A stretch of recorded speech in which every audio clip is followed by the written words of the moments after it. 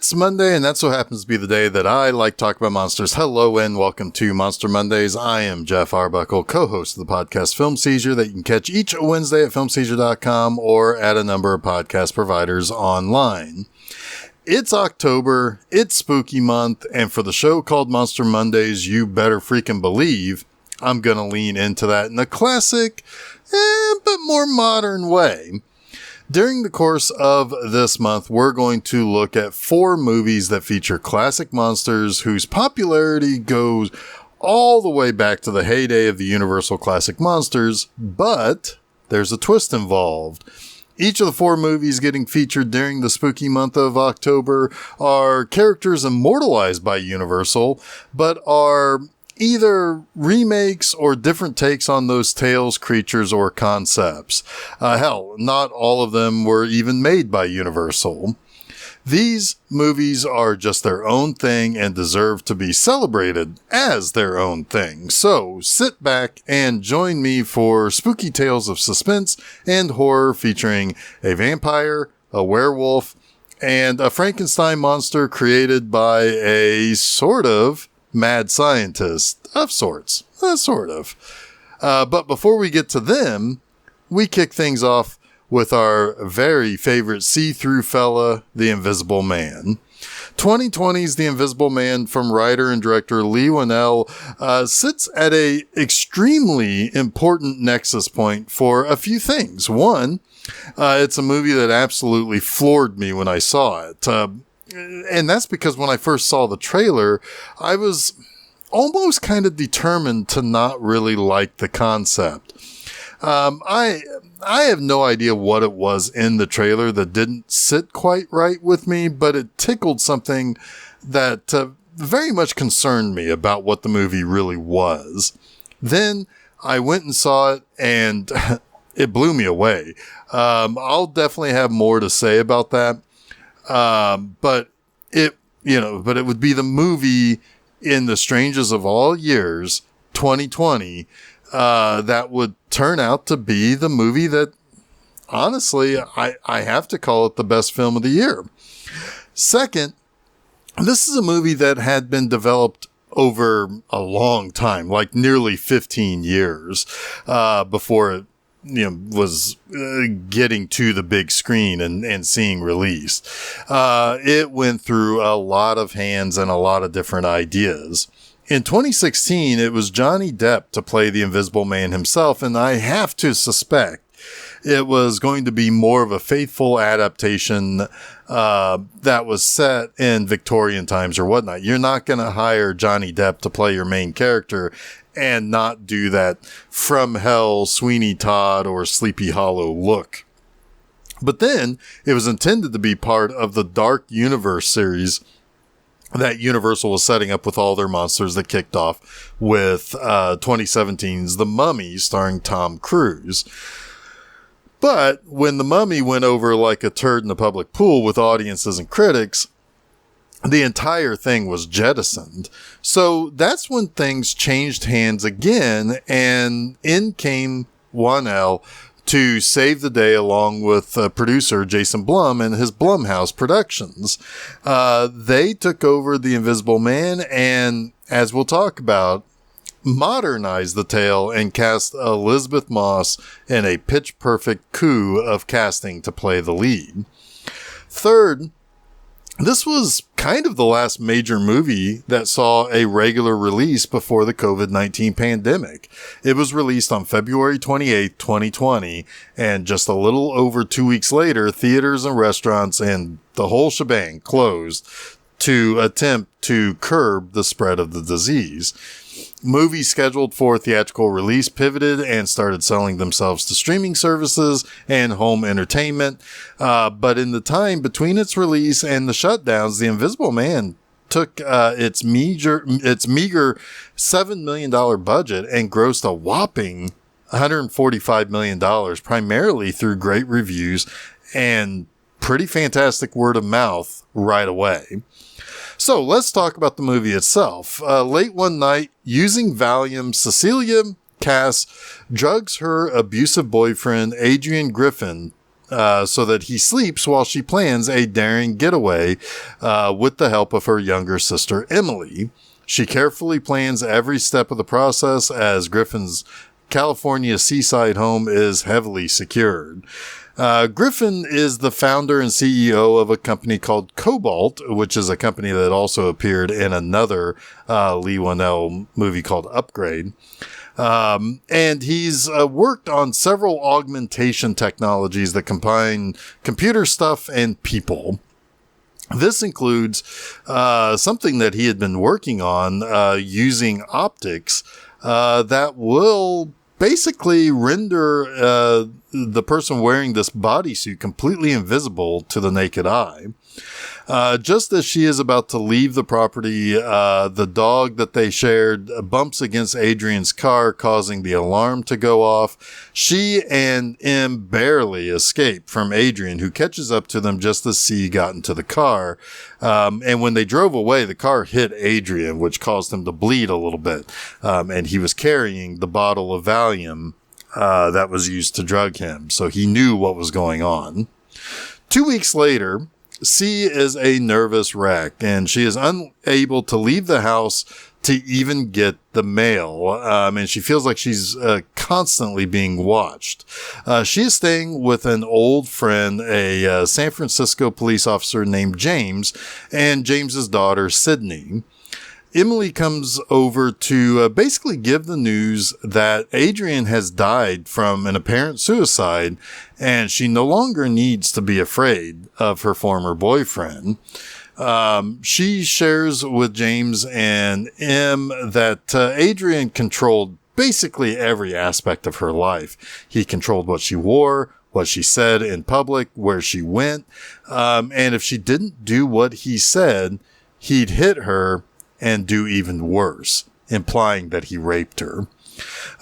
He wanted a baby with C, and she knew that if that happened, there would never be any escape from him. So she had been secretly taking birth control to avoid getting pregnant, but she knew that it would only be a matter of time before Adrian found out. Surprisingly, C is willed a large sum of money contingent on the usual stuff like not committing a crime, being mentally stable, all of that good stuff.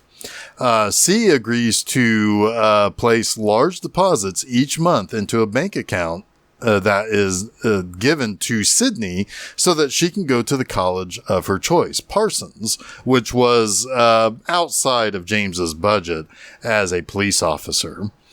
Soon, though, the good vibes from slowly feeling free from Adrian's control and being able to kind of start a life and feeling good about helping her friend's daughter and all that stuff really begins to fade as she starts to sense that she's never quite alone in her room or when no one else is in the house. She hears breathing. She feels slight touches. The burners on the stove turn up and start a fire when she was not paying close attention. The most terrifying moment for her is when she thinks she hears James late one night, only to find no one else in the house, but the front door is wide open. When she goes outside and to look and see what's going on, she's standing there on the porch on the chilly night. We see her breath coming out of her mouth, and suddenly we see a brief puff of breath next to her. And later that night, her covers are pulled off of her body and flashes from a camera are seen as she sleeps. And when she wakes up, she sees what looks to be a person in the room, but it's just clothes on a coat rack. But then the chair in her room has a very obvious indentation in the cushion, but when she throws the sheet over the chair, there's nothing there. There's no person sitting there. But she sees footprints start to form on the sheets that she threw over the chair. And she calls James into the room, but no one really believes her what she sees. But the next day, she goes to an interview, and C is surprised to find that her portfolio is missing all of her examples of art. I believe she was an architect or something like that. But as the interview continues, she begins to feel strange and she faints. And it turned out that she had a heavy dose of Valium in her system. And in the bathroom back at home, she found a blood-stained bottle of Valium, the same one that Adrian had the night that she escaped him. She and James goes to speak to Adrian's lawyer, Tom, who also is Adrian's brother, to tell him to basically tell Adrian to stop messing with her. And this begins her theory that Adrian did not kill himself, that he faked the whole thing, and that he designed a suit using his company's leading work on optics to hide himself through some sort of invisibility process, that the suit must be invisible to the naked eye. But Tom says that Adrian is indeed dead, and he was relieved to hear that, because he was controlling of even his brother. And he actually says he saw the body. He knows he's dead, and that Adrian's true power wasn't in his inventions or his big brain for technology, but how he could get into people's heads. He thinks Adrian did work out a plan to torture C by making her think that he was still alive and using an invisibility suit. But, that he actually wasn't doing anything. It was all this carefully calculated plan, because controlling people often have calculating plans. But it doesn't end here. C goes to see M, who turns out to be rather pissed at C over an email sent to her, as if C did send it to her herself, to say that she's suffocating and a bad sister and that she wishes she had died instead of Adrian. Despite C saying it wasn't her and that she didn't do this, M basically shuts her out and tells her to get lost, beat cheeks. She doesn't want anything to do with her anymore. C discovers that the email was indeed sent from her account despite her not physically doing it. And it gets even worse at this point when Sydney comes into C's room to talk to her and offer her a girls' night alone to feel better, to get over what's bothering her. Suddenly, Sydney gets sucker punched in the face. Sydney, not understanding what happened, and the only other person in the room was C, believes it was C who hit her. And James tells C that she should probably get lost too, after shutting down any discussion of Adrian being responsible and being there in the house. Later, though, C finds Adrian's cell phone in the attic with all those pictures of her sleeping from the other night. She also finds her portfolio that she didn't have with her for that interview. And when she senses someone coming up the ladder into the attic, she pours a can of paint down the access hole and reveals that indeed there is a person-shaped something on the ladder. And after washing the paint off the suit, the Invisible Man throttles C, lifts her off the ground before basically tossing her and dragging her around the kitchen and dining room. She fights her way out of the house. But now that she has proof that there is somebody with an invisible suit of some sort attacking her, she returns to Adrian's house to see if he does indeed have some sort of technology that makes him invisible. And she finds a suit that uses cameras and optical whatchamacallits to basically prove her theory about Adrian's technical prowess in designing something that can make him invisible. When she is alerted to someone else being in the house, she hides the extra suit that she found and makes another daring escape. She calls M to meet at a public place that night so she can talk to her and basically prove that something was going on, that she does have the proof she needed. They decide to go to a restaurant, and as C tells M about what she found, what has happened, and just as M is about to believe her, Adrian, who followed the whole way, was standing next to the table the whole time, and he uses a butcher knife stolen from James's kitchen to kill M and place the knife in C's hand to frame her. C is arrested on the spot, and her ranting and raving about how he is there and they have to believe her doesn't exactly help her case that she's in all that great of a mental condition and that she is truly innocent of something that everyone saw at the restaurant. Her sister's neck bleeding and C holding the knife.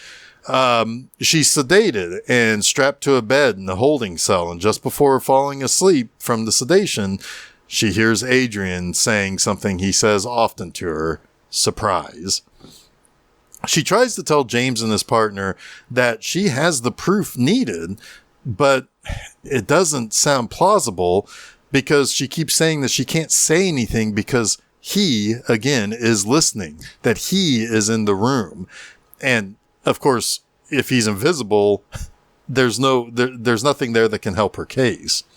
Later, she receives news from the nurse at the facility that where she's being detained, that she is about a month pregnant. So Adrian knew that she was taking the birth control and swapped it out with something that wouldn't work.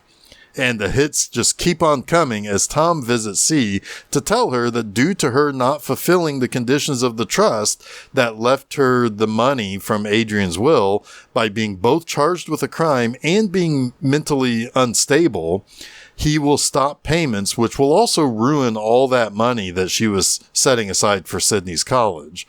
Tom says she can forfeit the money, or if she keeps the baby and return to Adrian, and not only will the money stay, but all that unsavory murder business goes away.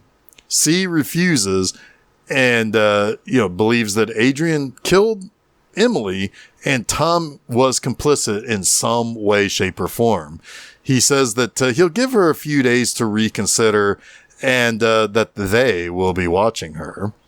But C outsmarts Adrian. She feigns a suicide attempt, claiming that Adrian will not get the baby. She plans to use a pin that she was able to basically slip from Tom's stuff to do this suicide. But when he stops her, she uses that as the opportunity to stab the suit with the pin, which will basically cause the suit to malfunction, allowing him to be visible. She escapes her cell, and Adrian, now partially visible, is forced to attack the guards. The good news is that C is able to get a gun and can escape from the facility to chase after Adrian, who has also escaped. But after Adrian threatens her loved ones, C returns to James's house, where she finds the invisible man attacking James and Sydney. She uses a fire extinguisher to basically make the invisible man visible, and she shoots the guy dead. But when she removes the mask, it's not Adrian, it's Tom.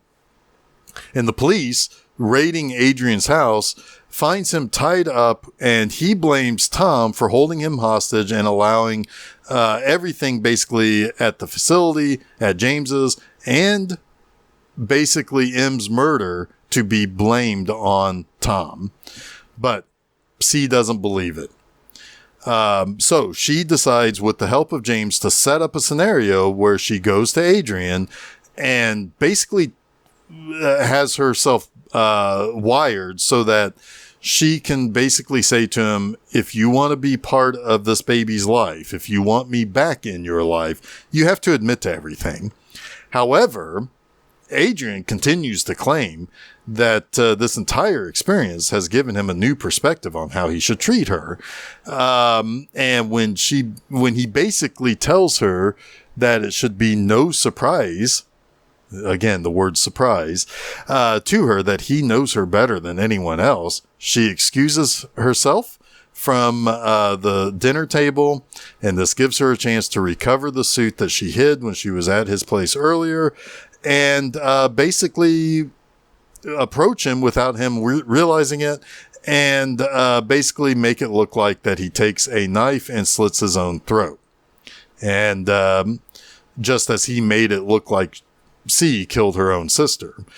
And with the security footage showing him doing this to himself, James knows that C did this, but with all the evidence basically making it look like he just did it to himself, he basically allows her to go.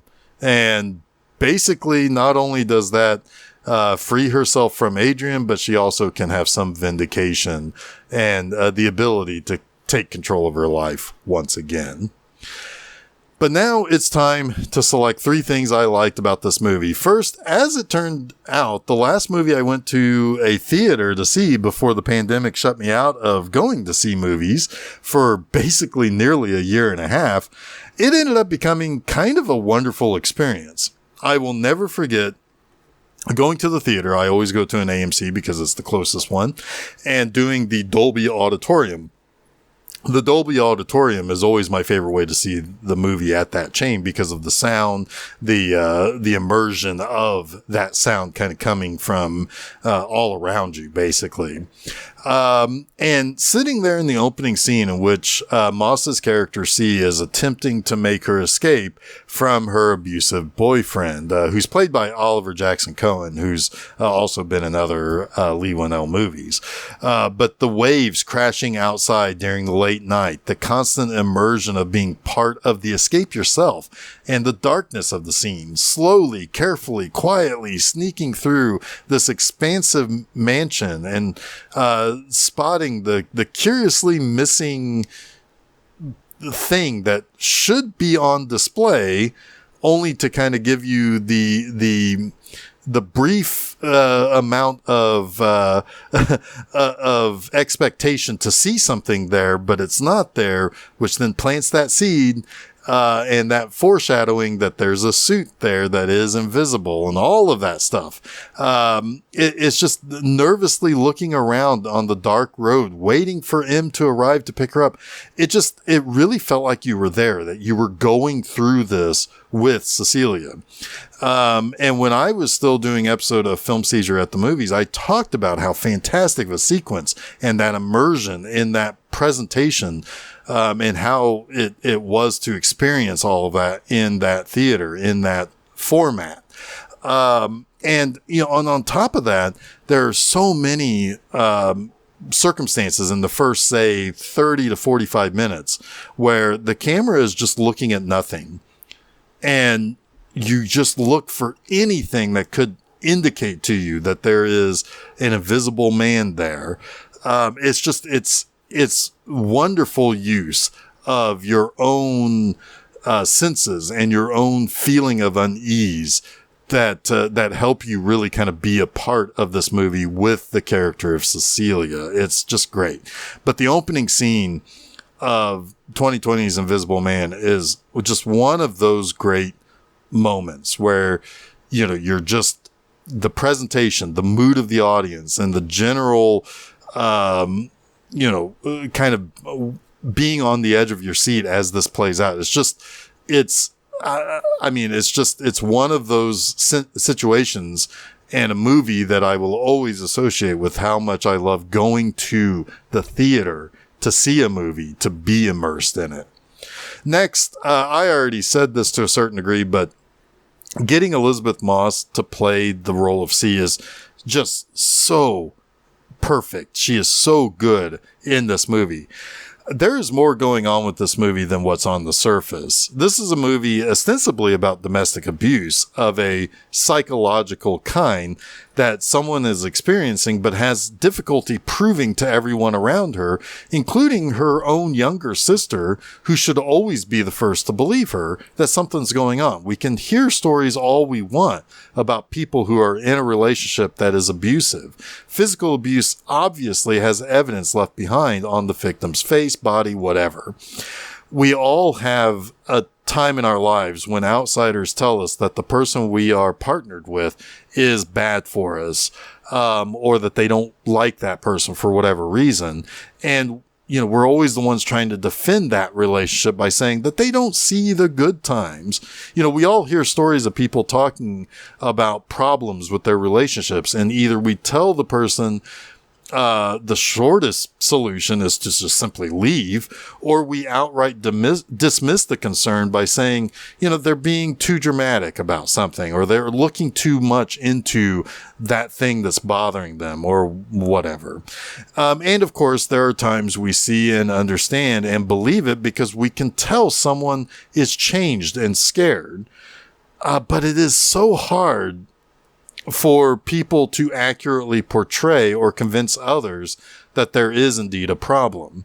This movie is excellently kind of portrayed and directed from all those angles. Sometimes people don't know how to react to these concerns, not because they don't care, nor that they really don't believe that there is a problem, but it's a difficult thing to try to give advice or step in to force a change.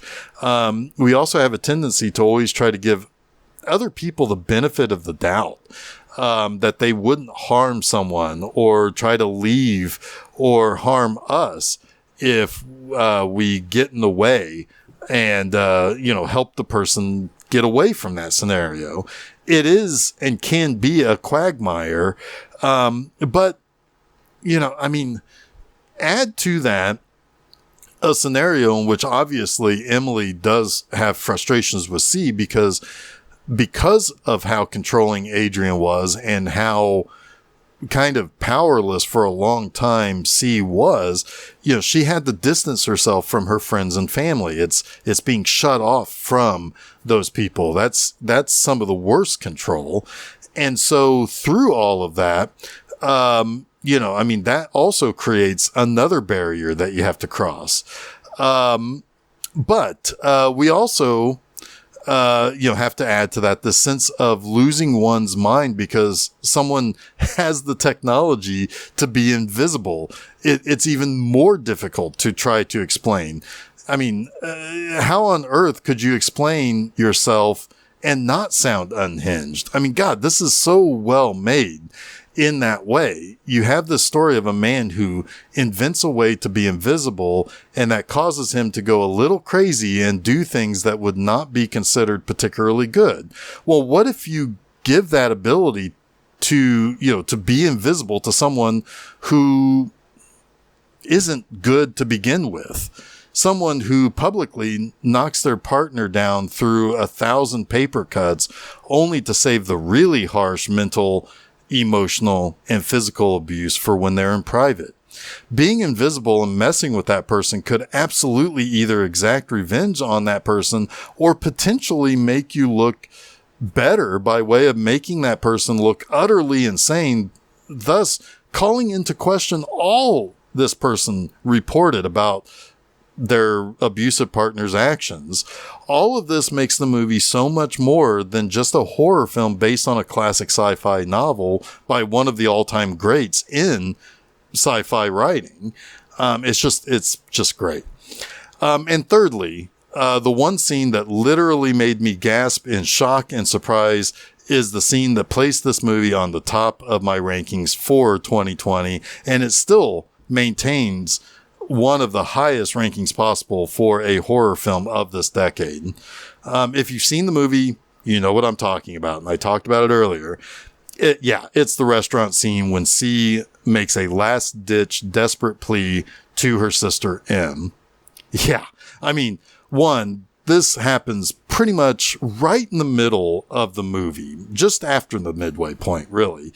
C and M are estranged at this point because of an email that C claims she didn't send, but it's there. She's also being very erratic about her